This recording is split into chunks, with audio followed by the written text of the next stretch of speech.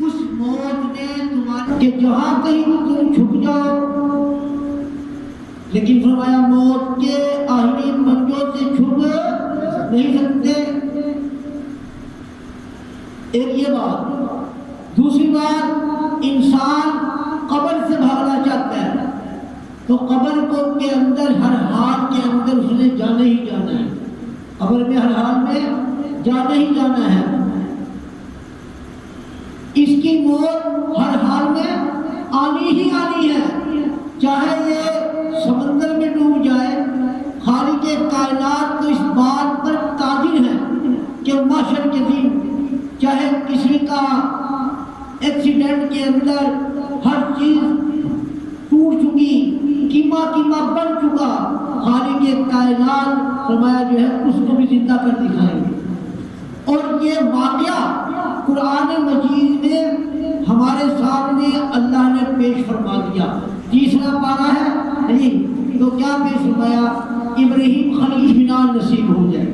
اللہ نے فرمایا فخذ اربعۃ من الطیر فصرهن الیک ثم اجعل علی کل جبل منهن جزءا ثم ادعهن یأتینک سعیا واعلم ان اللہ علیم حکیم۔ پھر ایسا کر ابراہیم چار مختلف پرندے پکڑو، چار مختلف پرندے پکڑے گے۔ کہا اے ربا اب اس کا کیا کروں؟ فرمایا ان کو ذبح کرو، ذبح کر کے ان کی بوٹی بوٹی کیما کیما کر دو اور ان کو پھر سارے کے سارے گوشتوں کی بوٹی کو ملا دو۔ اب کیا پتا کون سا سب مکس ہو گیا۔ فرمایا جب سب مکس ہو گیا تو اب کیا حکم ہے؟ اللہ نے فرمایا ابراہیم خلیل اللہ یہ چار پہاڑ ہیں، ان چاروں پہاڑوں پر ان کو ڈال آؤ۔ اب کیا پتا کہ کس پرندے کی بوٹی کس پہاڑ پہ ہے، وہ تو مکس ہو گیا۔ فرمایا یا اللہ جیسے حکم آپ کا ڈال دیا، اب کیا؟ فرمایا ابراہیم اب ایک جگہ بیٹھ جاؤ۔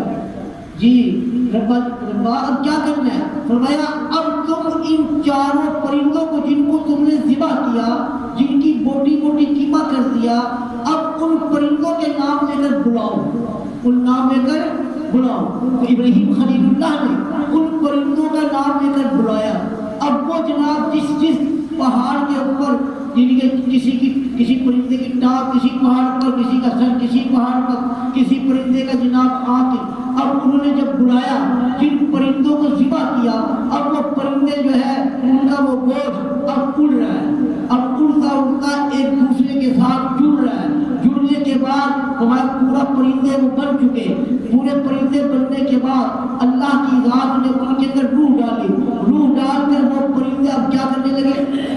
اڑنے لگے۔ تو فرمایا اس طرح میں موت کے بعد، مرنے کے بعد دوبارہ زندہ کرتا ہوں، اس طرح میں موت کے بعد دوبارہ زندہ کرتا ہوں۔ تو میرے دوستوں قرآن کی ایک آیت پڑھی کہ ان الذین قالوا ربنا اللہ، جن لوگوں نے کہا ہمارا پالنہار اللہ ہے، ہمارا رب اللہ، مشکل کشا اللہ، حالت روا اللہ، منت اور منوت جو کہ لائق اسی کی ذات ہے، خوشی اور غم دینے والا وہ، موت اور زندگی دینے والا